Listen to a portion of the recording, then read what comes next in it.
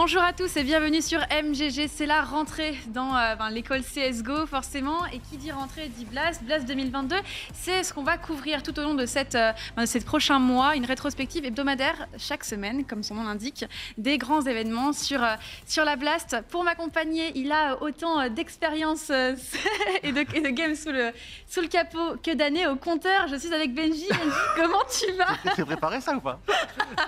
C'est vraiment pas préparé, mais genre je l'aime bien.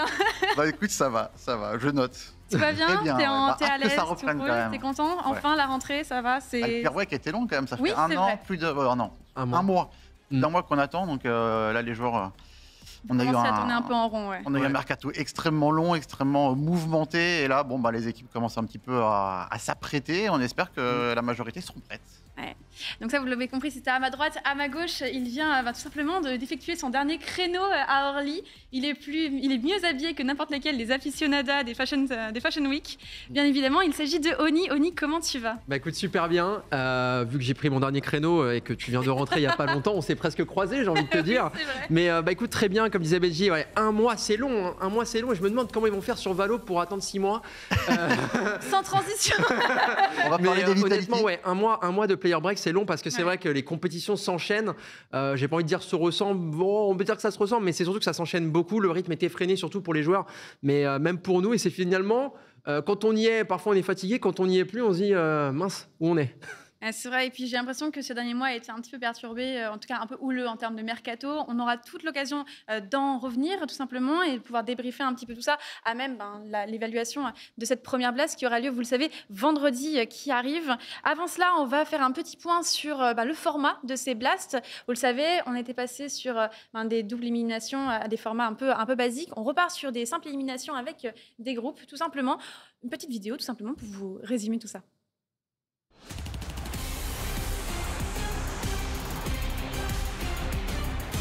Welcome to Blast Premier 2022.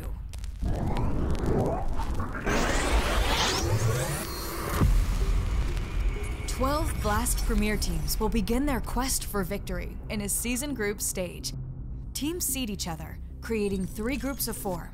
These teams then play out a BO1 rapid-fire round to set their place in a cross-group gauntlet.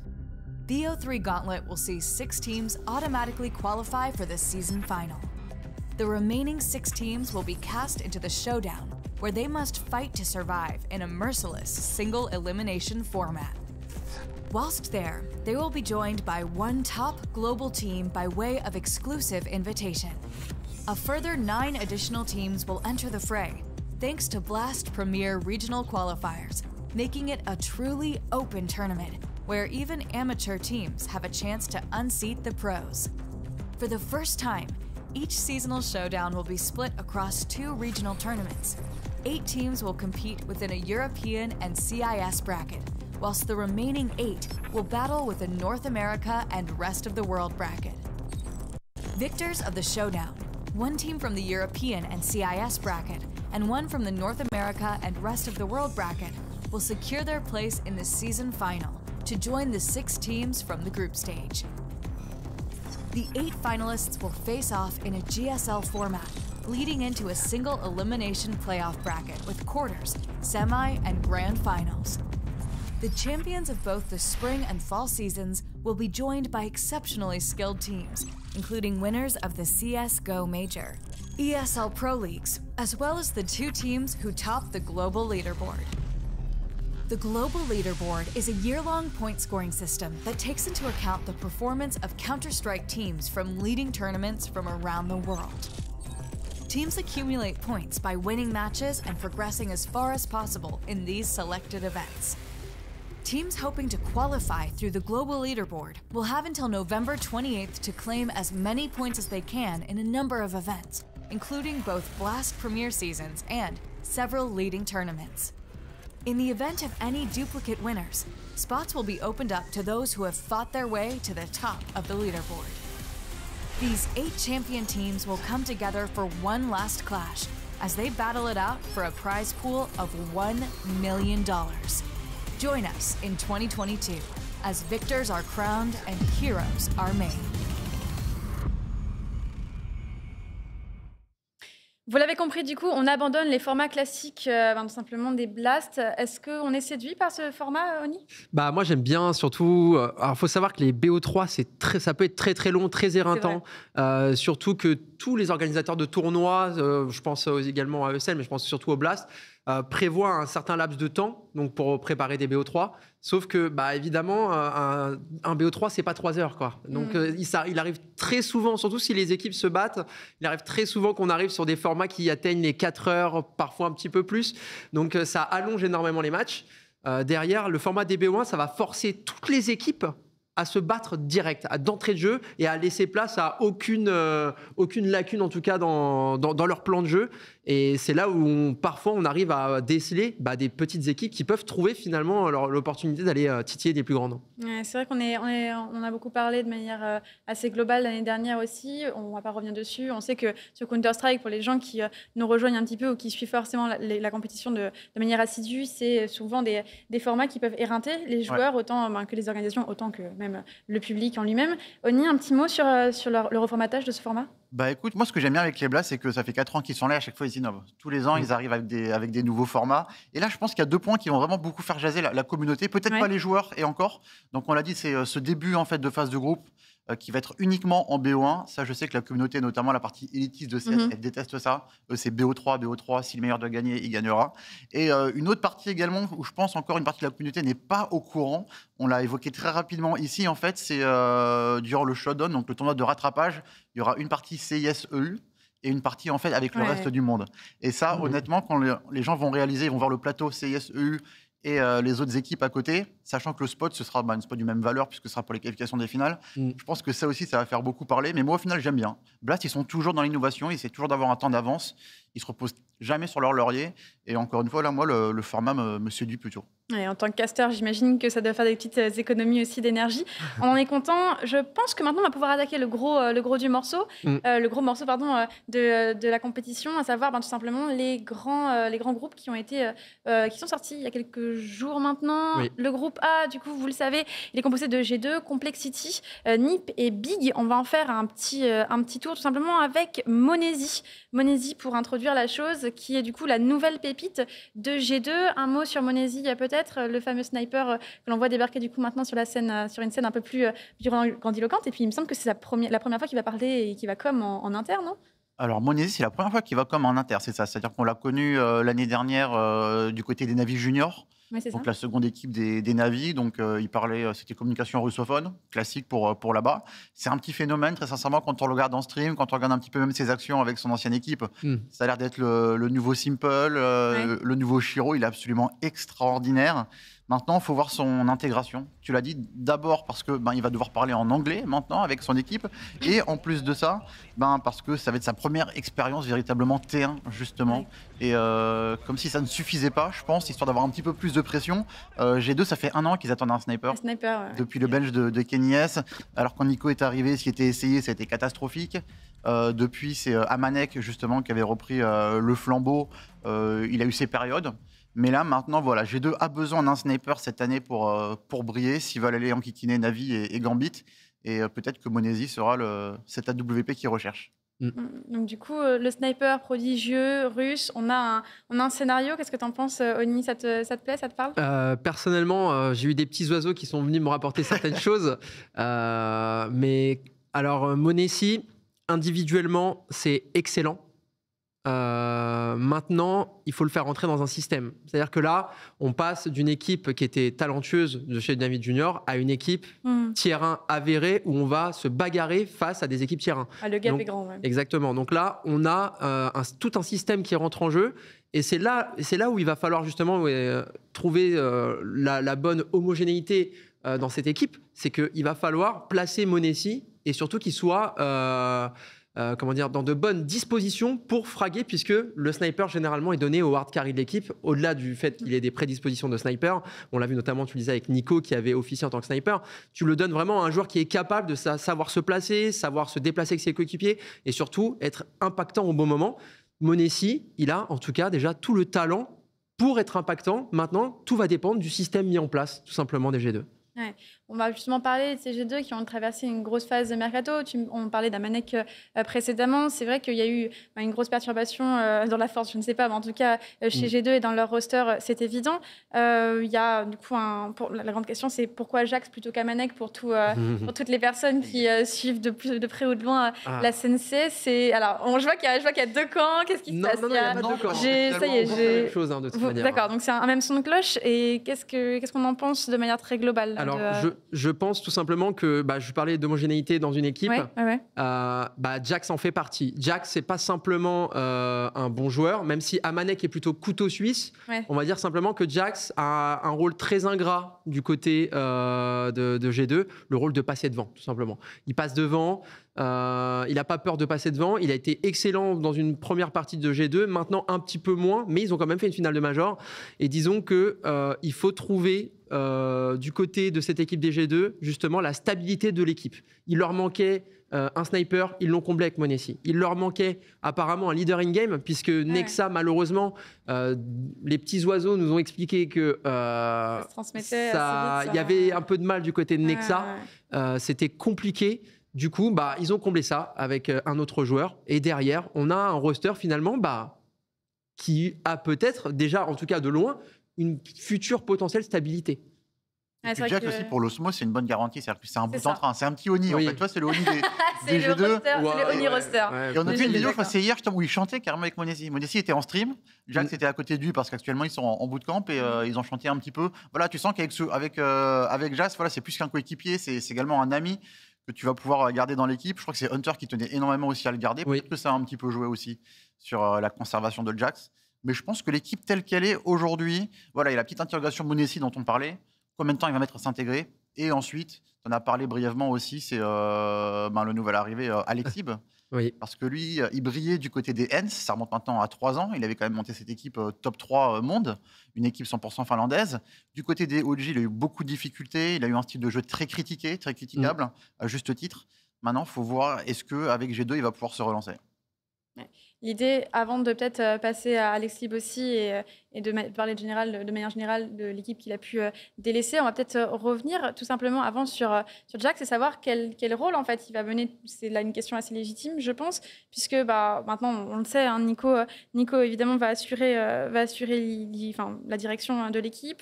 On a du coup un sniper sur le profil qu'on a évoqué précédemment. Qu'est-ce que va faire Jax précisément? Jax, c'est l'entrée fragueur. Il passe devant, il a le rôle, j'ai envie de dire, dégueulasse, puisque là, il ne faut pas regarder les stats. Hein. Bien sûr. Là, clairement, Jax, si on regarde Jax, il ne faut pas regarder les stats, puisqu'il va être le sacrifice un petit peu humain de cette équipe, tout simplement. À partir de ce moment-là, c'est plus... ce qui va se passer ensuite. C'est-à-dire que Jax est présent dans cette équipe, il a ce rôle ingrat qu'Amanek peut faire, mais Jax, dans ce rôle-là, est meilleur qu'Amanek. Dans tous les cas, maintenant, c'est comment l'équipe va arriver à tourner autour de Jax par rapport à ça. Mais peu importe ce qui va se passer, ce 5, avec Jax devant, je pense qu'en tout cas, pour ma part, ça a plus de... Voilà, c'est un peu plus sucré, tout simplement. Il y a un peu plus de sucre, un peu plus de peps, de tonus. Peut-être que c'est Alexib qui va passer devant, parce qu'au final, quel va être son rôle? Je pense que Nico, il conservera un petit peu son rôle de lurker, tu vois, en extrémité. Monesi sera dans le trio d'attaque avec justement son AWP. Peut-être. Après, Alexib, au final, tu le mets où? Tu peux le mettre devant aussi. Hein. Oui, aussi. C'est vrai qu'en rôle de coupe, parce que maintenant, on a beaucoup de leaders in-game. C'est vrai qu'il y a une méta. Il ne remplace pas de but en blanc avec ça, en fait. Ouais, en fait, il y a aussi une méta maintenant où il y a beaucoup de leaders in-game qui passent devant, sauf James, le sniper des Virtus Pro. Mais on a une méta qui est venue où beaucoup de leaders in-game n'hésitaient pas à aller à passer souvent sur ligne, exactement. Mais pour moi, le rôle de Jax, il va rester en tant qu'entry fragger. On le verra, on aura la réponse d'ici ce week-end. Et du coup, c'est vrai qu'ils ont CG2 amorcé, donc évidemment, ce ne sera pas le même roster, une finale de Major quand même sans sniper. C'est un truc à noter, je pense. Est-ce qu'au vu de la configuration qui a pu être mise à disposition lors de cette finale, pour toi, c'est la bonne solution, Benji? De toute façon, oui. C'est-à-dire qu'on va dire que le Major, c'est quand même un coup d'un week-end, dans le sens où je crois qu'ils évitent quand même beaucoup de grosses équipes dans leur tableau. C'est-à-dire qu'en fait, ils évitent Vitality, ils évitent Gambit, ils évitent Heroic, si je ne dis pas de bêtises, et également Navi. Donc au final, tous les outsiders ou tous les favoris du tournoi, donc il y a un petit peu de chance quand même à ce niveau-là. Maintenant, G2, voilà, sur les tournois qui vont arriver, sur les prochaines Blasts, les IEM ou autres circuits même ESL, il faudra absolument être capable de sortir en quart de finale ou en demi-finale. Alors, Navi, ça me paraît encore un petit peu haut aujourd'hui. J'attends de voir comment ils vont commencer la prochaine saison. Mais au moins, voilà, tout ce qui est Vitality, Gambit, maintenant, il faut que G2 se mette à leur niveau, qu'ils soient capables de les éliminer dans les matchs, justement, à élimination. Ouais, de fait. Et là, ce que vous voyez, en fait, c'est tout simplement la campagne, le coup de com', on peut dire, de G2 pour officialiser l'arrivée de Xtase, notamment dans le roster. Intégration, du coup, du coach français de Vitality, présumé un des meilleurs coachs quand même au monde. Est-ce que c'est pas ce qu'il fallait, justement, pour lustrer ce diamant brut qu'on espère être le roster de G2, Oni? Oui, en fait, Xtase étant, pour ma part, je vais avoir mon côté chauvin, je suis désolé, mais oui, il reste, si ce n'est le meilleur coach, au moins l'un des j'ai envie de dire le top 2 meilleurs coachs au monde. Voilà, il y a Blade aussi. Hein. Ouais, il y a aussi Blade. On va dire dans le top. Allez, on va dire un top 3. On va dire il est dans le top 3 des meilleurs coachs du monde. Après, chacun son classement. Mais Xtase, il va devoir prouver, je pense, peut-être se prouver à lui-même et prouver aussi aux autres, et peut-être même à son ancienne structure, qu'il va pouvoir coacher une équipe en anglais. Ça, c'est ici un truc, parce qu'on sait que du côté de Vitality, il a commencé à prendre des cours d'anglais, etc., pour se parfaire. Et là, on le voit aujourd'hui aller chez G2, qui est une équipe, quoi qu'il arrive, inter depuis déjà plusieurs années, depuis plusieurs rosters. Et maintenant, ça va être une épreuve pour lui. Mais derrière, il a aussi, j'ai envie de te dire, l'équipe pour. Il a Jax pour s'appuyer. Il a toujours. Alors, je crois que le manager qui est toujours Niak, Jérôme, qui est toujours aussi également du côté de G2. Donc, quoi qu'il arrive, il va être épaulé, et il a aussi un roster. Je pense aussi. Alors, les petits oiseaux ont peut-être dit que c'était aussi un roster qu'il avait pratiquement voulu. Même Alexis ? Je crois. Je suis pas sûr. Hein. Okay. Je crois. Je m'avance pas. Hein. Donc, Rémi, si tu nous entends, c'est peut-être. D'accord ? Droit de réponse. Non, mais en plus, ce qui est bien avec lui, c'est qu'on sent quand même qu'il tient déjà d'un côté, en dehors du serveur, à ce côté famille, qu'il avait réussi à mettre en place avec Vitality et la bonne volonté de ses anciens joueurs. Et également, il a cette poigne sur le serveur où tu sens que ça rigole pas. C'est-à-dire que là, c'est plus l'ami, c'est vraiment le coach. Tu l'écoutes. Donc, si vraiment tous les joueurs arrivent à adhérer justement à son projet, à sa vision de jeu, moi, G2 sur les 6 premiers mois, je pense que ce seront les concurrents directs à Navi. Tu me parles directement d'ailleurs d'ambiance de jeu, aussi de niveau de jeu, et surtout en fait tout simplement de structure. Et en termes de structure, on sait qu'on passe de Vitality, qui est un club qui cadre vachement ses joueurs, c'est un peu vraiment l'usine limite, à G2 qui a, à l'image de sa communication, quelque chose d'un peu plus, je dirais pas jusqu'à dire laxiste, parce que ce serait vraiment décontracté, je pense que c'est le bon terme. Donc plus décontracté. Est-ce qu'un Xtase, ça peut vraiment tout simplement partir aussi bien sur Vitality que sur G2 dans ce genre d'environnement? Est-ce que ça peut vraiment s'épanouir Je pense que ça peut s'épanouir. Je pense que lui, quand même, va rapporter beaucoup plus de rigueur du côté des G2. Enfin, il n'est pas dans le délire Ocelot, ou même, comme on peut voir avec l'équipe de LoL, un petit peu dans le troll. Lui, c'est vraiment focus dans le jeu. Travail. Et donc, très sincèrement, si les joueurs arrivent à l'écouter, ça peut donner quelque chose de très, très bien. Mais après, il a quand même un petit côté joueur, tu vois. Mais je pense que c'est ça l'idée. Est-ce qu'il aura les moyens, tu vois? Est-ce qu'il aura les moyens de structurer cette équipe vraiment? Oui, largement.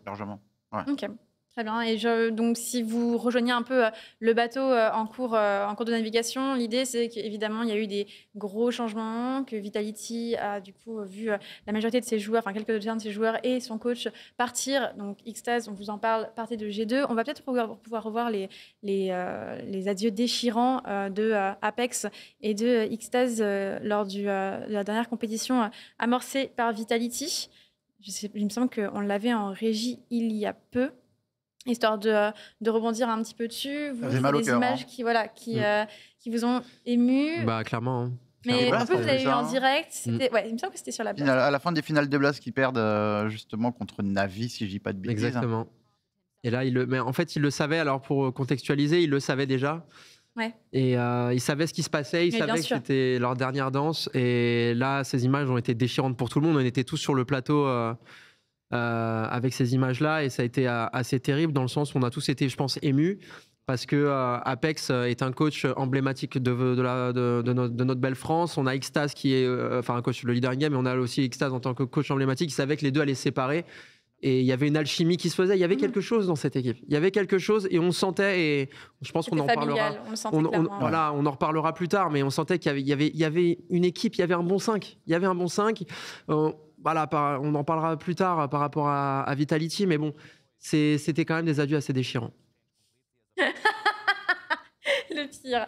Mais dans l'idée, ouais, c'est quand même assez complexe comme situation. Et c'est pour ça, d'où ma question de savoir est-ce qu'il va réussir à rebondir selon toi en tant qu'expert. Et du coup, tu me disais que oui, de fait, G2, ils vont directement aller chercher Complexity en premier match. J'ai un peu fait manquer une transition, mais dans l'idée, c'est le premier duel qu'ils vont devoir remporter pour continuer en winner bracket dans ce groupe A. Groupe A, on vous le rappelle, constitué de G2, Complexity, de Big et de NiP. Donc, clairement pas forcément le plus gros morceau de ces trois arbres-là. Je pense que le groupe C fait peut-être un peu plus peur. On y reviendra juste après.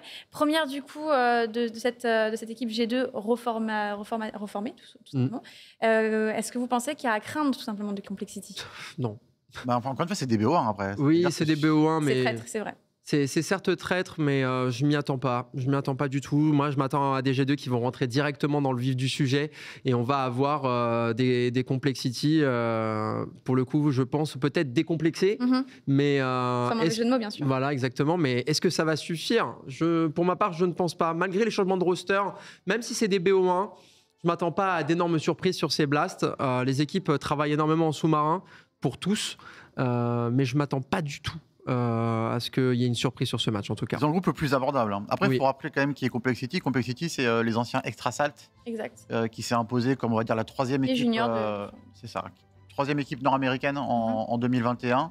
Donc voilà, ils ont pu signer comme dans une grosse structure maintenant. Ils vont avoir des moyens de progresser. Seul petit problème pour eux, c'est qu'ils ont perdu aussi. Qui était leur star player, pardon. Donc on va voir un petit peu comment ils vont pouvoir s'en relever et si le recrutement est judicieux dans les semaines à venir. Mais c'est vrai que globalement, voilà, tu vois, Complexity, Big non plus, ça fait pas peur sur les derniers mois. À la limite, NIP, voilà, ce sera l'équipe à abattre pour terminer premier du groupe. Mais c'est vrai que G2 s'en sort quand même très bien sur le tirage. Oui. Non, évidemment, autre gros morceau alors, on vous le rappelle, par contre, évidemment, ce match G2 contre Complexity, ça sera vendredi à 15h, tout simplement. Après coup, on suivra l'autre banger de la soirée vers 16-17h en fonction de la durée expansive du BO1 de ce premier match. NiP contre Big. Qu'est-ce qu'on en attend véritablement de NiP contre Big? Avant de revenir de façon un peu plus individuelle sur chacune des équipes, Oni, manifestement, tu as envie de réagir. Ah oui, bien sûr, parce que j'ai envie de vous dire, voilà, il y a une équipe que j'affectionne depuis que je suis devenu caster. Pas Big. Mais bien sûr, c'est les Big. Oh non. Si. Je suis désolé, Benji, mais voilà, l'équipe des Big, pour moi, c'est une équipe de cœur dans le sens où ils ont un leader in-game emblématique que j'affectionne, que j'admire même d'ailleurs. Je suis un fan total. Derrière, on a des NiP désœuvrés, sans device d'ailleurs au passage. Sans device, c'est un problème. Voilà, on va en revenir juste après. Ouais, on va en revenir juste après, mais clairement ce match, je pense que ça va permettre surtout aux Big de se relancer complètement parce qu'ils ont eu un tournoi précédemment et qu'ils ont perdu face au Gambit, si je dis pas de bêtises. C'était les Fun Park, je crois que c'était les Fun Park. Ils ont perdu face au Gambit, donc l'équipe numéro 2 mondiale. Mais derrière, voilà, les Big se relancent avec un nouveau joueur puisqu'ils ont écarté leur dernier joueur Gade. Ils ont fait rentrer Faven qui était dans l'équipe des Sprouts. En fait, il faut savoir que Sprout, c'est l'équipe numéro 2 allemande, quoi qu'il arrive, depuis des années. Et Big se sert un petit peu pioche par là-bas. Ça va être un bon match, je pense, pour relancer les Big, tout simplement. Okay. Bon, la seule bonne nouvelle que je vois chez les Big, justement, c'est le recrutement de Staven. De Staven. Faven. Ouais. C'est-à-dire qu'en fait, je crois que c'est la première fois qu'ils ont une équipe 100% allemande, si je dis pas de bêtises. Oui. Parce que Xantares, ensuite on a essayé justement, t'en parlais, Gade, oui. qui est un joueur danois mais qui parle allemand. Ça s'est pas bien passé, il n'est pas resté longtemps, quelques mois. Donc maintenant, voilà, on fait une équipe 100% allemande, mais il n'y a pas eu des changements, on va dire, drastiques dans le 5. J'ai quand même beaucoup de mal à croire que la line-up telle qu'elle peut rebondir. Maintenant, voilà, Oni est content. Donc si Oni est content, moi je suis heureux. Hein. Oui, et oui. Clairement. Et je serais même content de commenter ce match. Eh ben, je te le laisse. Bon, Oni est clairement aussi content que le chat, du coup, qui vient d'amorcer un train de la hype. Merci évidemment aux personnes qui peuvent se permettre de donner une subscription mensuelle. Merci infiniment à vous. N'hésitez pas à nous envoyer quelques questions. On pourra y répondre certainement à la fin de cette heure de rétrospective. Ouais, donc NiP, big, on l'a évoqué, grosse problématique au niveau de NiP, évidemment. Device qui a quitté un premier club pour rejoindre NiP, sans le nommer évidemment. Haine de cœur. J'ai pas envie d'attiser la haine à ce point. Mais ouais, dans l'idée, on sait plus ou moins à cause de quoi est-ce que c'est lié. Oui, peine de cœur. Ça soulève vraiment des questions. T'as envie de te prononcer dessus, du coup? Patate chaude? Oui, oui, vas-y, je la récupère très bien. Je la récupère, je la mange et je la garde. Non, mais en vérité, Device a fait un choix, je pense, sportif déjà pour commencer. Parce que Astralis était en perte de forme, mais il a fait aussi un choix amoureux. Voilà, il est parti, il a décidé de partir de ce roster Astralis pour aller rejoindre notamment cette équipe que vous voyez à l'écran. Ce sont les NIP pour officier en tant que sniper. Donc changement emblématique, un coût à pratiquement 1 million d'euros, si je ne dis pas de bêtises. Derrière, les premières semaines, ça passe, puis plus de Device, éteint. Et on ne comprend pas pourquoi, on le disait, on ne comprend pas. Il est totalement éteint, dans le système il n'est pas bon, il loupe des shots qu'il ne loupait jamais, et là on ne comprend pas, et on a compris finalement via, je crois, Twitter, enfin via les réseaux, qu'il y a eu une séparation. Il y a eu une séparation, et à partir de là, c'est la chute libre pour Device. Et on peut, alors j'ai pas envie de m'avancer dessus, mais on peut lier en fait vraiment ce qui s'est passé dans son côté privé sur le ça s'est mal passé, donc ça s'est répertorié sur son côté pro. On peut comprendre, mais le problème maintenant, c'est que faire avec Device? Parce que là, il ne joue pas et il est en arrêt de maladie. Peut-être pour rappeler un petit peu aux personnes qui sont dans le chat et encore une fois qui suivent la scène d'un œil seulement, l'idée c'est qu'il quitte quand même une structure hégémonique à ce moment-là. On parle de l'Astralis 2018 qui a vraiment marqué les esprits au-delà de remporter énorme. Enfin, c'est un peu les navis actuels. C'est mieux que les navis même, ils ont fait beaucoup mieux. Clairement mieux, oui. On est d'accord, mais en tout cas c'était sur la pente ascendante. Ça brise un petit peu le momentum et il se barre du coup chez NiP qui est une structure emblématique suédoise. Complètement, qui était aussi hégémonique, c'était quoi, en 2012 à partir de 2012. Oui, c'est 2012-2013, oui, voilà. Un an et demi à peu près. Donc dans l'idée, c'est un choix qui est assez fort. On sait que c'est motivé par le fait qu'il veut déménager on parle de situation amoureuse, mais on parle aussi tout simplement de s'établir aussi avec une famille, chose qui arrive. C'est une problématique aussi à prendre en considération au vu de la jeunesse du jeu et de la scène qui se structure. On en parlera aussi avec Shox qui rejoint Liquid. Je pense que c'est un débat qu'on pourra mener en parallèle. Mais dans l'idée, du coup, Device, enfin... Est-ce que tu as un avis, Benji, sur la situation actuelle et sur comment est-ce qu'on peut vraiment compter sur lui à l'heure actuelle pour repartir je pense qu'il s'est mis dans la merde tout seul, mais sans le faire exprès, c'est-à-dire qu'on l'a dit. Alors après, il quitte Astralis qui était un petit peu sur la pente descendante. Astralis, depuis justement le début du confinement et la période online, on avait quand même 2 joueurs qui étaient en burn-out, qui ont dû s'absenter pendant de nombreux mois, Zip et Glaive. Donc il y a eu beaucoup de changements, beaucoup de joueurs qui sont arrivés en last, beaucoup de joueurs en essai. Donc ça, c'était quand même très compliqué à gérer pour les Astralis. Et ensuite, donc voilà, il y a cette... Alors, il voulait s'inscrire sur long terme avec Astralis, si je ne dis pas de bêtises, mais en fait, il a fait la demande de pouvoir déménager en Suède. Continuer avec Astralis, mais déménager en Suède pour être justement très proche de sa copine. Ils ont refusé. Ça a été refusé, Ça ne s'est pas très bien passé. C'est pour ça qu'il a rejoint NIP. Aujourd'hui, on l'a dit tout à l'heure, l'investissement est énorme autour de lui. Il a même ramené Estag, qui est un autre joueur danois dans cette équipe, qui pourtant historiquement est suédoise. Et là, il s'absente. Ça fait quoi, 3 tournois? Ça fait 3 tournois et je pense que ça va durer encore. Et là, il y a un vrai problème. Donc, ça a été évoqué peut-être un retour justement assez précipité dans l'équipe Astralis, qui, elle, pourtant, s'est totalement refaite à neuf durant le mercato. Alors, est-ce que Astralis est prête à redébourser une grosse somme d'argent et rechanger sa line-up? Est-ce que NIP veut le lâcher? Enfin, là, on est vraiment dans un débat assez long. Et pour faire ta petite parallèle, c'est qu'à l'heure actuelle, Astralis manque d'un sniper. Voilà. En plus, oui. C'est-à-dire qu'aujourd'hui, ils ont chopé une petite recrue, une petite pépite, Lucky, qui finalement fait pas spécialement l'affaire. Je pense qu'ils lui laissent quand même une dernière chance, je pense. Je n'ai pas envie de dire dernière, mais je pense qu'il lui laisse une seconde chance parce que le rôle du sniper a été repris par Glaive, le capitaine danois. Et derrière, on a des Astralis désœuvrés puisque finalement, Glaive ne peut plus officier en tant que sniper parce que c'est pas sa place de prédilection. Derrière, Lucky l'a repris, j'ai vu sur les derniers matchs, et les derniers matchs d'Astralis sont pas terribles. Ils se sont fait clairement shooter sur 2 de leurs matchs face à des équipes qui sont largement à leur portée. Derrière, maintenant, il y a un gros point d'interrogation. Qu'est-ce qui va se passer dans les 6 prochains mois avec Astralis? En tout cas, c'est une réponse à laquelle on débutera une petite... c'est une problématique à laquelle on répondra, en tout cas, à partir de vendredi, 15h, du coup. Donc, on vous rappelle peut-être brièvement les arbres, voilà. Le groupe A, G2, Complexity, Big et NiP. Vous voyez que c'est les heures présumées, hein, évidemment, 16h. Ce sera 15h, en tout cas, pour le coup d'envoi. Maintenant, on va faire tir sur le groupe B. Le groupe B, donc, c'est le gros morceau. Astralis, d'un côté, Navi de l'autre. Navi ira chercher MIBR, pendant que Astralis ira prendre OG. Petit retour sur simplement un simple hégémonique nommé HLTV 1, top 1 HLTV. Donc ça a noté, il usurpe pour la première fois une place française, un trône français. Qu'est-ce qu'on en pense du coup les garçons? C'est mérité, totalement. Mérité. Au vu de l'année évidemment. Voilà, individuellement, tactiquement, et puis Simple, humble, hein, très humble, puisqu'il a dit ce trophée-là, c'est avec l'équipe. Voilà, il a dit si je suis top 1 HLTV, c'est grâce à l'équipe, et on le sent dans le système mis en place par Navi que Simple est certes mis à l'aise, mais il fait son rôle à merveille, à la perfection. Dès qu'il doit répondre présent, il répond présent dans les matchs difficiles, dans les matchs simples. Il a une constance incroyable, phénoménale, et à lui tout seul, il est capable de porter son équipe, même si toute l'équipe est forte actuellement. Peu importe ce qui arrive à Navi, Simple est une valeur sûre, et le fait qu'il soit top 1 HLTV aujourd'hui, c'est tout à fait mérité. Le 5 tel qu'il est, de toute façon, du côté de Navi, là, d'ailleurs, c'est une des rares équipes qui a fait aucun changement durant le mercato. Je crois que sur les 12 équipes engagées là sur la Blast, il y en a 9 qui ont fait au moins un changement, voire plus. Donc c'est quand même, ça a été un mercato très très mouvementé sur le T1. Et c'est vrai que là, Simple, il est dans une équipe au final où tout le monde a confiance en lui. Lui, il a confiance en tous ses coéquipiers parce qu'ils sont tous monstrueux. Electronic, fidèle à lui-même. Boomish, c'est un leader in-game qui est assez jeune pourtant. Ça fait quoi? Ça fait 2 ans et demi maintenant qu'il est chez Navi, mais il est déjà exceptionnel, il a tout prouvé.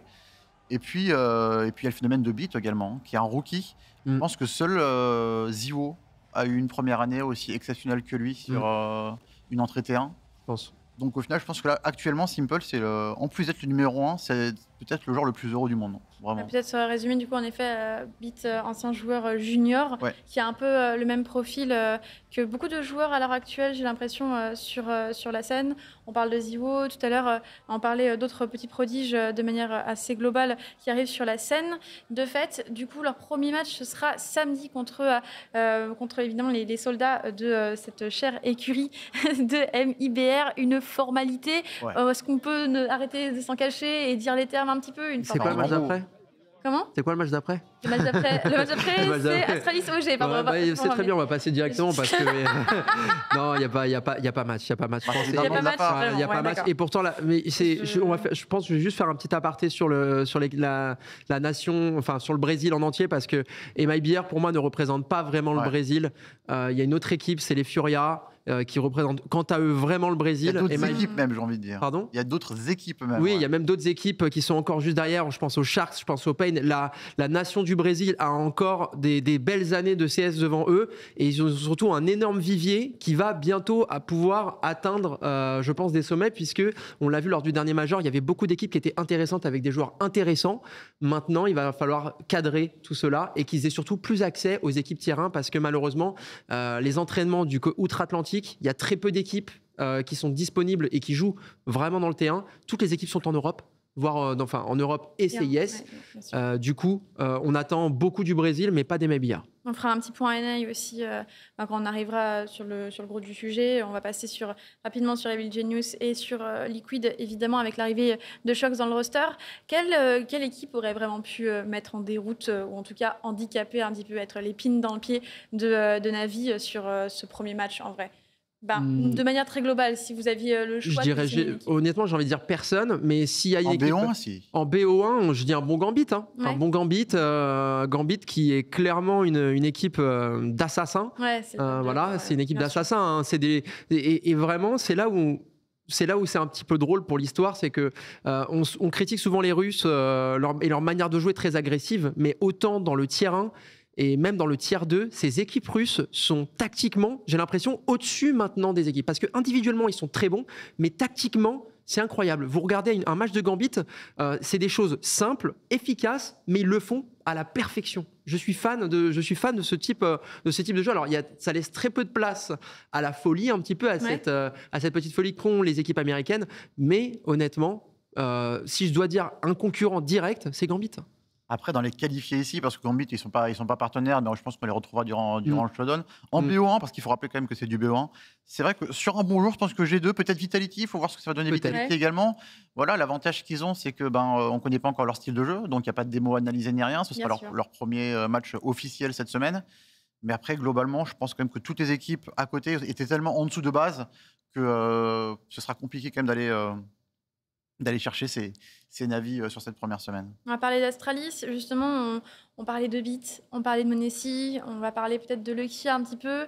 Du coup, le nouveau prodige de Astralis. Qu'est-ce qu'on attend d'Astralis de manière très globale au sein de ce groupe B, en sachant qu'il y a Navi dans l'équation à prendre en compte, et de manière très globale aussi dans cette année à venir compétitive. Astralis, ils ont récupéré BlameF et Config dans leur roster pour combler le manque de Dupré et de Magisk. Aujourd'hui, ce qu'on attend d'Astralis, c'est de briller parce que le grand manque d'Astralis, c'était pas tactique, c'était surtout la puissance de feu. Il manquait de firepower. Firepower qu'ils ont récupéré grâce à ces deux joueurs emblématiques que vous voyez d'ailleurs, BlameF, les gros dorsaux. On a des joueurs qui sont capables de retourner des runes. Ils l'ont montré qu'individuellement, ils pouvaient retourner des runes. Maintenant, il va falloir que Astralis retrouve de sa superbe, retrouve une dynamique. Et c'est là le plus important. Cette équipe reste 100% danoise. Cette équipe peut briller.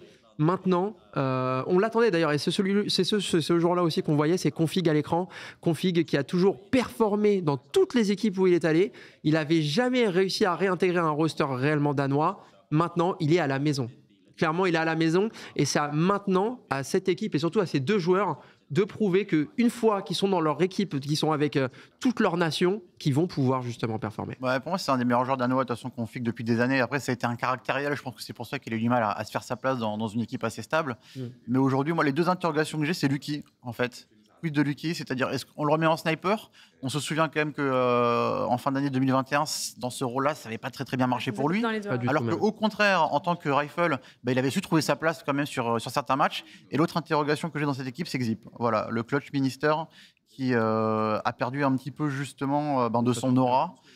Beaucoup moins d'impact maintenant in-game. Et ça fait quand même 2 points faibles, 2 talons d'Achille, je trouve, dans cette équipe. Ça fait beaucoup. Donc, je ne sais pas comment ils vont pouvoir les combler. Moi, très sincèrement, Astralis, tels qu'ils sont aujourd'hui, je pense que ça va être compliqué de retrouver le top 3, voire même le top 5 mondial.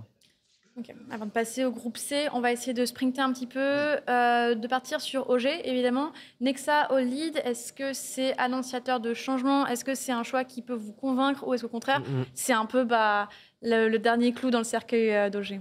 Non, OG a des finances, donc OG font ce qu'ils peuvent avec ce qu'il y a sur le marché. Aujourd'hui, Nexa est disponible parce que G2 n'en veut plus. Bien sûr. Si G2, top de monde, ne veut plus de Nexa, c'est que derrière, il y a un manque. Ils cherchent un leader in-game. Nexa n'a pas su s'imposer en tant que leader in-game, même si l'équipe OG est clairement prometteuse. Pour moi, c'est clairement du bricolage. Ça bricole et ça continue de bricoler. Et malheureusement, OG, avec ses finances, peuvent, je pense, faire beaucoup mieux que de récupérer avec du bricolage. Mais je pense qu'ils n'ont même pas réfléchi, ils l'ont subi. C'est-à-dire qu'on l'a expliqué, en fait, c'est un switch. Enfin, c'est un swap entre Alexib et Nexa. G2 voulait Alexib et eux se sont dit écoutez, tant qu'à faire, donnez-nous votre leader in-game, comme ça, nous on se prend pas la tête à aller chercher un 5e joueur. Ok, donc échange d'IGL. Très bien, groupe C. Maintenant, on va partir directement. J'essaie d'enchaîner très rapidement parce que là, on arrive, vous allez le comprendre, à un gros morceau. Vitality tombe dans le même groupe que Liquid. C'est annonciateur du coup de match fratricide, vous le savez les garçons. Oui. Donc Vitality contre Evil Genius, ça sera le dimanche à partir de 15h. Après coup, on enchaînera sur FaZe Clan contre Liquid. On va faire peut-être une petite aparté sur Vitality quand même. Vitality s'est séparé de la majorité, de 2 de ses joueurs et de son coach. On le sait, évidemment, le départ de Shox, de Kyojin et de Exaz au profit de Magix Dupré. Et de Zonic. Moi, personnellement, en tant que personne tout à fait impartial. Je suis ravie de ces changements. Et puis, de manière générale, Vitality opère des choix tout à fait judicieux. Et vous, qui n'êtes pas contraint, qui n'êtes pas forcément lié, c'est pas vrai, évidemment. Aucun Glock sur ma tempe, tout va bien.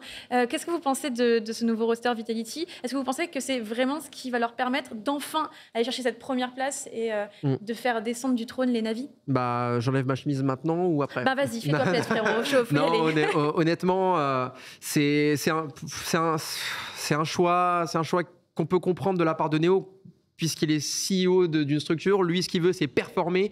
Donc, il a tiré 2 joueurs plus un coach qui sont des gagnants de major. Donc, pour lui, vraiment, c'est apporter cette mentalité de la gagne.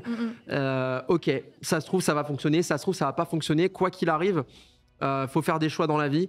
En tant que spectateur et en tant que caster, je pense qu'il y avait beaucoup mieux à aller chercher en France. Il veut aller chercher son équipe inter, il veut faire son équipe inter. La seule chose que j'ai peur, c'est que pour moi, il a fait ce choix-là qui est déjà mûrement réfléchi depuis un moment, mais je pense qu'il a déjà, s'il a fait ça depuis un moment, il est déjà en train de penser à la suite. Et si cette équipe ne performe pas, on voit déjà des joueurs sur la sellette. Voilà. Soyons honnêtes. Je pense qu'on peut comprendre clairement ce côté un petit peu, on a peur de l'usine, etc. Mais dans l'idée, il fallait implémenter des joueurs qui avaient aussi remporté des majors pour structurer un petit peu l'équipe et lui donner peut-être un peu plus de plus-value. On sait que Vitality avait fait justement des choix assez, peut-être pas étonnants, mais en tout cas, ils avaient donné l'occasion à des jeunes talents de pouvoir s'exercer et prendre un peu plus leur envol. Est-ce que tu as été convaincu par cette première année, cette année de alors en fait, ça s'est pas passé vraiment comme ça. C'est que je crois que Vitality ne voulait pas débourser pour avoir des joueurs. Donc en fait, la réelle, c'est qu'ils ne voulaient pas débourser. Donc ils ont pris Mizuta, que Xtaz a dû former, puis ils ont pris Kyojin, que Xtaz a dû former. Donc des joueurs il a fallu remplacer RPK. Tu mettais qui pour remplacer RPK du coup? Il y avait d'autres joueurs. Il y avait Adji qui était chez LDLC, qui malheureusement est sans roster. Il y avait des joueurs qui étaient disponibles. Il y avait des joueurs chez DBL. Il y avait des joueurs dans ces équipes qui sont à disponibilité. Il y avait aussi Nivera, mais apparemment Nivera c'était extra sportif. Donc il y a eu toutes ces choses-là mis bout en bout. Alors, ce que j'affirme, je ne l'affirme pas, je dis ce que j'entends de loin, mais clairement, je pense qu'il y avait beaucoup mieux à faire dès le départ. On a voulu mettre RPK, malheureusement, il y avait peut-être un souci avec le joueur lui-même peut-être avait une perte de motivation, ou alors on ne sait pas vraiment au final, on n'en sait pas vraiment plus, mais aujourd'hui, Vitality fait des choix. Vitality a fait le choix d'écarter ses joueurs français pour tourner à l'Inter. Ils ont pris des petites pépites pour les former, ils en ont fait ce qu'ils ont pu.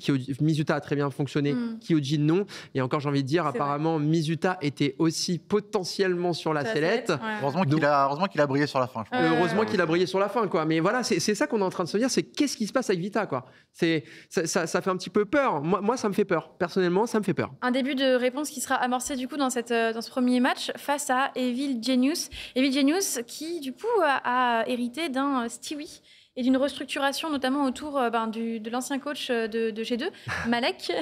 Je vois que ça te prend un sourire, mais on va peut-être demander à Benji ce qu'il en pense. Là, ils repartent de zéro, très sincèrement. Très clairement, c'est-à-dire que Evil Genius, alors après, ils étaient dans le dur quand même. C'est-à-dire qu'il y a encore 2 ans, même sous le tag Energy, c'était une équipe solide, nord-américaine. Tu les retrouvais toujours en play-off de tournoi. Il y avait vraiment des certitudes autour d'eux. Et c'est vrai que depuis 2 ans, 1 an et demi, on va dire, elle a totalement disparu. C'est-à-dire qu'on a 2 joueurs emblématiques de l'équipe, à savoir Serk et Breezy, qui sont les 2 star players, qui sous-perfent maintenant depuis quelques mois. Donc il fallait faire des gros changements. Eux, par contre, c'est justifié, contrairement à Vitality. Et c'est vrai que là, écoute, il y a Stewie, qui était plus forcément bienvenu chez Liquid. Peut-être avec Ellie, justement, on s'entendait plus si bien que ça. Oui. Donc, il a décidé de rejoindre le navire EG. Et il y a également, comment il s'appelle, Ultimatic qui revient. Oui, qui que tu connais d'ailleurs. Lui qui s'était quelque peu oublié sur Valorant. Et comme de très nombreux joueurs américains, il a pris la bonne décision en revenant sur CS. On parlera peut-être des autres un petit peu plus tard. Let's go. Donc, c'est une équipe comme ça, sur le papier... Tu dis, ça ressemble à pas grand-chose. Maintenant, voilà, si Malek arrive peut-être à redonner confiance à Serk et à Breezy, peut-être que ça pourrait décoller du côté des EG, mais tels qu'ils sont actuellement, moi, je suis pas trop serein. J'ai pas très envie de parler de la suite, du coup, vu qu'on me met déjà des 2 balles, alors que j'ai pas de kev, ça fait vraiment mal, mais bon, c'est pas grave, j'avance. On parlera pas évidemment de ce jeu qui commence par V et finit par Valorant. Mais quoi qu'il en soit, évidemment, petit point sur Liquid qui est rejoint par Shox qui du coup provient de Vitality. On le sait, Liquid c'est une équipe forte, on en parlait. Du côté NA notamment, c'est une des. Il me semble ils ont eu un statut de deuxième équipe mondialement reconnue il y a fut un temps avec plusieurs années Nitro. maintenant, Ouais. notamment avec Nitro. Justement, Nitro, on va en reparler. Il refait la transition, il repasse de Valorant. Oui, d'accord, ACS, arrête de me regarder comme ça avec tes grands yeux, Oni, tu me rends ouf. Mais qu'est-ce qu'on en pense du coup de ce nouveau roster de Liquid, et surtout, est-ce que c'est enfin ce qu'il fallait à cette écurie pour reprendre un peu du poil de la bête? Les Liquid, ils ont fait des choix, c'est-à-dire qu'il leur fallait un sniper puisque Fallen est parti. Stewie, ça marchait pas. Il y a eu un problème de Capitana dans cette équipe Liquid. Il y a eu un problème, je pense aussi, c'est des joueurs des têtes brûlées, quoi. Donc derrière, il fallait récupérer des joueurs. Shox peut très bien se marier avec cette équipe Liquid. Je pense que Shox peut fitter de toute manière dans n'importe quelle équipe. Est-ce qu'on peut parler de renouveau? J'ai envie de vous dire, Shox à l'heure actuelle, quoi qu'il arrive et quoi qu'il se passe, il reste un joueur exceptionnel, l'un des meilleurs clutchers de tous les temps. Derrière, il a pas besoin de beaucoup jouer. Enfin, il a pas de beaucoup jouer. Il a pas besoin de beaucoup performer au score. Shox, même s'il le regarde beaucoup, c'est simplement par ses mouvements, simplement par ses calls au mid-round, ses redirections. C'est là où il est le plus impactant parce que Shox c'est un cerveau. Shox c'est 600 IQ. Derrière, chez Liquid, ça peut largement fitter. Genre Shox, Naf. Oui, ça peut que fitter. Ça peut que fitter. Puis Shox le sait, j'ai envie de dire, là, je vais pas dire qu'il est en minorité, mais je crois que c'est la première fois qu'il intègre un roster où il est le seul français. C'est ça. Là, c'est la première fois. Donc là, il sait où il va. En français, en fait. Ouais, il sait où il va. Ok. C'est un beau défi pour lui, très sincèrement. C'est un beau défi, surtout qu'on sait que. Vous en aviez parlé, il me semble, la semaine dernière. Il a une situation familiale à l'heure actuelle. Shox, on en parlait, c'est une problématique inhérente à la scène qui grandit avec ses joueurs, des joueurs qui avaient 18, 16, 12, 15 ans quand ils ont commencé et qui maintenant arrivent sur une trentaine amorcée. Qui dit trentaine dit aussi choix familiaux, engagement, famille. Est-ce que c'est pas un peu compliqué pour un joueur français de rejoindre une équipe américaine qui prétend régner un petit peu sur la scène européenne? L'avantage qu'il y a justement durant cette année, c'est que de toute façon, tous les tournois qui vont être disputés offline vont être en Europe. C'est vrai. Donc à ce niveau-là, il n'y aura pas de problème. Ça aurait pu également déjà être compliqué avec Vitality. On sait que quand même sur beaucoup de bootcamp, Shox était le seul à pas se déplacer et il restait un petit peu chez lui dans le sud. Donc j'imagine qu'il y a déjà eu un accord de principe comme ça avec les Liquid, ou sur certains bootcamps, certains rassemblements, lui peut-être restera à la maison. Donc je pense qu'à ce niveau-là, ce ne sera pas un énorme problème pour Shox. Le seul problème, c'est l'adaptation en anglais, la com en anglais. Alors, c'est vrai qu'on a l'habitude de dire, oui, mais de toute façon, sur CS, en Faceit ou en mix, les joueurs parlent en anglais, il n'y a pas de problème. Mais il y a un côté naturel, il y a un côté instantané. Autant de temps et autant d'années passées chez Voilà, il y a une spontanéité dans ta langue natale, en fait, que tu n'as pas forcément en anglais, même si tu connais les termes. Donc, j'espère qu'à ce niveau-là, il va pouvoir s'habituer, s'intégrer. Et également la mentalité américaine, ça aussi, il faudrait qu'il l'assimile. Et sur le papier, est-ce que Liquid manque pas un peu de peps? Est-ce qu'il ne faudrait pas un beat, genre une pépite supplémentaire pour mettre du feu? Le problème, c'est que sur la scène NA, le problème, c'est que sur la scène NA, ils n'ont pas, tout simplement. Ils n'ont pas. Aussi il y a aussi, mais voilà, qui fait le sniper dans cette équipe. Ils n'ont pas vraiment de renouveau, de vrai renouveau, de joueur qui va te faire écarter les yeux et te dire waouh, celui-là, c'est vraiment un joueur talentueux. Vraiment, la scène NA a un manque cruel de jeunes talents comparé à la scène je vais dire francophone, mais la scène européenne et surtout CIS. Après, l'avantage pour la scène européenne, c'est qu'il y a énormément de tournois dans le subtop européen, en fait. Toutes les semaines, tu en as 2 ou 3 qui émergent avec des équipes que tu connais pas, des joueurs qui apparaissent, tu connaissais même pas leur pseudo. Aux États-Unis, tu n'as pas de tournoi, au final. Voilà, tu as des petits cash cup ESEA ou ESL peut-être. Mais sinon, en fait, les jeunes Américains n'ont pas l'occasion de se faire remarquer. C'est vrai. Donc le groupe C, c'est un peu le groupe américain par excellence. On vous rappelle évidemment le match d'ouverture, ce sera Vitality contre Evil Genius samedi à 15h. Après quoi, on enchaînera sur FaZe Clan contre Team Liquid. Pour parler un petit peu et faire une sorte de mini-conclusion, on va peut-être amorcer sur différentes équipes qu'on va attendre pour le futur de cette année 2022 et pour ces blasts éventuellement, évidemment, aussi. Quelles équipes vous aimeriez voir sur le devant de la scène? Ne me sors pas des BL tout de suite, s'il te plaît, Oni. C'est plus DBL du coup. C'est Hit du coup, mais genre on voit très bien de qui on parle. Déjà, ce qu'on peut rappeler brièvement, c'est qu'au final, les 12 équipes qui sont présentes là, c'est des équipes qui sont partenaires Blast. Bien sûr. Voilà, donc il n'y a pas eu de qualification, c'est pas un système par rapport aux résultats de l'année dernière. Et donc, il va y avoir le showdown, justement, qu'on a très brièvement vu tout à l'heure avec 2 arbres de 8 équipes, un arbre pour l'Europe et un arbre pour le reste du monde. C'est ça. Et c'est soit des invitations ou soit des qualifications via des tournois régionaux.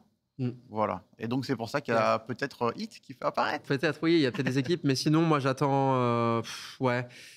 Pour les équipes qui peuvent rejoindre la compétition lors du showdown, normalement, il y a Furia, surtout Furia Gambit. Je suis pressé de voir Furia. Héroïque aussi, on n'a pas parlé. Héroïque aussi, mais surtout pressé de voir les Brésiliens de Furia, puisqu'ils ont fait l'acquisition d'un jeune sniper qui s'appelle Safi, que j'ai repéré durant le Major. Un ami de Oni. Un ami, ouais. Maintenant, on peut dire que c'est un ami. Ouais. On se parle sur Twitter, on s'envoie des mon pote. Wow. Donc tout va bien. Mais voilà, je l'ai félicité parce que voilà, il a performé au Major tout seul. Il arrive chez Furia. C'était téléphoné. Hein.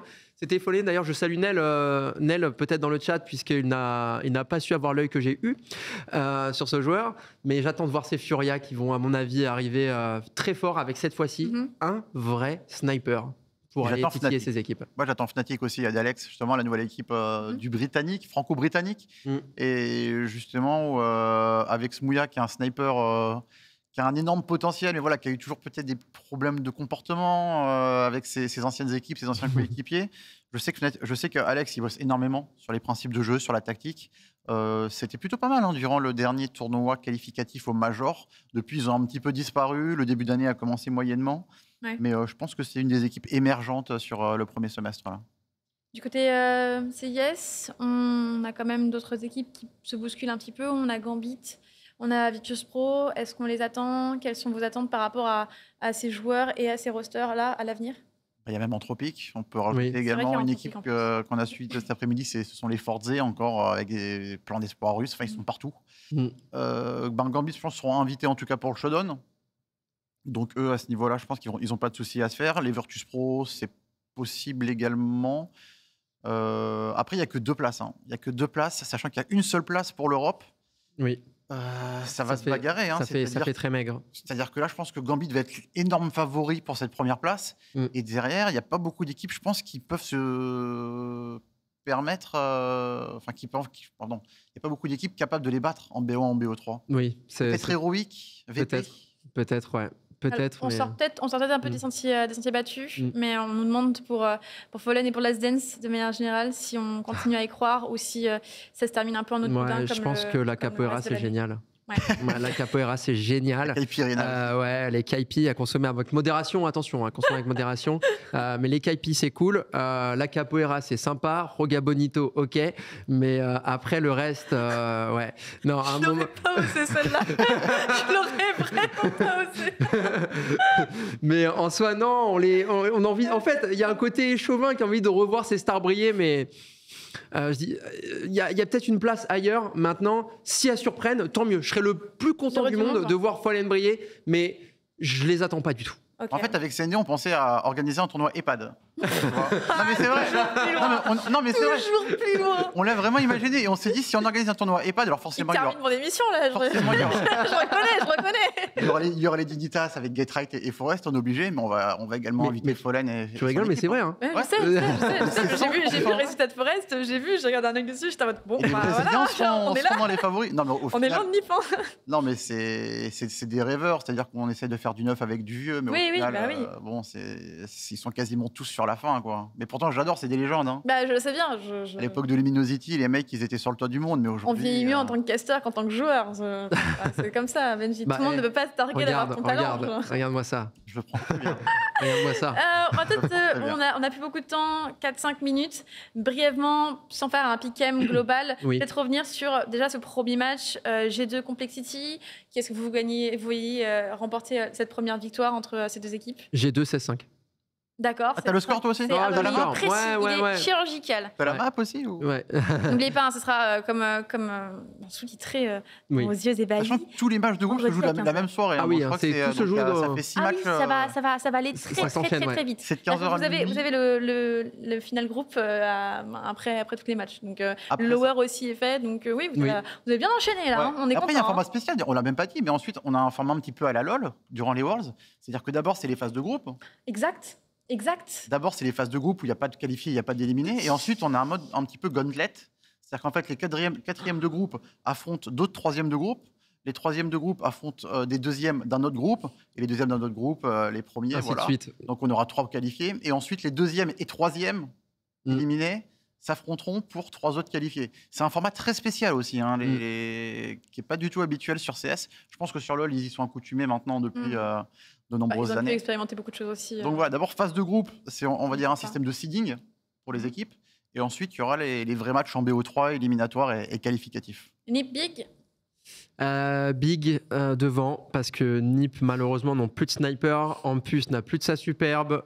Big sont portés par un Tapson en feu, et surtout par l'arrivée du jeune Faven. Jeune, peut-être pas, si peut-être. Bon non, ça fait un moment qu'il a, il a 25 ans, non? En dessous de 25 ans, c'est jeune ou pas? Ouais. Non, c'est plus trop jeune sur CS. Ouais, je me fais violenter, très bien, c'est un braquage total. Non, Big devant. Big devant Ouais. Big devant. Benji? Non, moi je mettrais G2. Après, il n'y aura pas de qualifiés forcément dans ce groupe. Big Nip. Mais honnêtement, c'est un groupe faible, donc moi, je pense, ça se trouve, c'est possible, il n'y a que G2 qui sort de ce groupe. Si on parle de sortie de groupe, oui, clairement, c'est G2 qui passe. 100 fois, il y a peut-être que G2 qui se qualifie dans ce groupe. Après, pour moi, les autres sont un petit peu plus faibles, parce qu'en groupe B, groupe C, c'est assez relevé quand même. Ouais, c'est vrai. C'est vrai que les gros bangers sont quand même dans le groupe C, notamment. On a envie de voir cette confrontation Vitality-Liquid. Je pense que c'est une des plus grosses attentes à l'heure actuelle des spectateurs. Et vous aussi, je pense que vous avez un peu d'attente. Et j'imagine que pour les joueurs, ça doit être un petit peu exaltant d'aller devoir tâter ses anciens collègues du bout du canon, plutôt. On va pas parler de ça comme ça, mais c'est une phrase qui se termine c'est un peu très bien tourné. C'est une phrase digne d'Oni, je trouve. C'est étonnant presque. 2 minutes, on va pouvoir revenir très brièvement, faire la même chose que ce qu'on a fait sur le groupe A, sur le groupe B, juste passer directement rush sur qui vous voyez se qualifier du coup, à remporter du coup le groupe de manière globale. Navi Astralis, je pense quand même largement au-dessus. Ok. Oui, Navi devant. Et pour moi, OG ne surprendra pas. D'accord. Oui, Navi devant. Oui. Donc Navi devant, parce que là, tu m'as quand même dit Astralis, et mon cœur s'est dit. Ouais. C'est le moment de faire un arrêt cardiaque. Non, mais Navi devant, oui. Navi devant. Sur un BO1, ça peut toujours se faire surprendre, surtout que Navi nous a pas laissé sur une fin d'année. C'est les dernières blasts, le dernier tournoi de l'année qui s'est déroulé n'a pas non plus été étincelant pour Navi. Ils ont été bons sur les rotules, quoi. Voilà, ils ont souffert. Astralis, ils ont pas. Bon, c'est pas le même roster, mais c'était pas non plus très. Non, mais ils glorieux, quoi. Ils ont souffert. On a senti que les Navi ont souffert, mais ils ont puisé dans leurs ressources et ils ont retrouvé au fur et à mesure des matchs difficiles, mais on a vu vraiment des Navi qui ont fait aveu de faiblesse sur la fin de l'année. La phase légende, je m'en souviens du 0-3. C'était 0-3, non, d'Astralis? Non, c'est sur Valorant, les 0-3, non. Bon, allez, ça suffit, c'est insupportable. Allez, mal perdu. Bon, du coup, vu que tu ouvres ta grande bouche, Benji, qui peut me donner ton résultat pour Piquem pour le groupe C, s'il te plaît, entre Vitality et Liquid, parce que je pense que EG et FaZe, ça reste un petit peu... Attention à FaZe. Je sais, moi, j'ai vu. Mais honnêtement, il y a Robs qui arrive, Il y a Robs qui arrive, attention. Il y a quand même Vitality et Liquid. Enfin, ok. Pour moi, je mets Vitality au-dessus, mais après... Si vous jugez... Honnêtement, pour moi, Vita et FaZe. Ouais, on n'a pas parlé de l'arrivée de Rops chez FaZe. Qui est un changement monumental. Oh, que oui. Qui est un changement monumental du côté des FaZe, mais j'attends clairement FaZe au tournant et je vois bien soit Vitality. Je mets Vitality ou FaZe. Mais vraiment, c'est. Non, j'ai pas de choix. Il y a Apex d'un côté, si je dis pas. Il y a eu trop de changements chez Vita pour savoir. Si je dis pas Vita, Apex, il va m'envoyer un DM. Les débats, évidemment, vont continuer pendant encore longtemps. Entre-temps, vous pourrez retrouver tout simplement notre cher Augustin sur Demon's Souls dès la suite de cette émission. On vous remercie de nous avoir suivis. On se retrouve dès la semaine prochaine. Ce soir, évidemment, le reste des programmations habituelles. On vous remercie et on vous souhaite une très bonne soirée.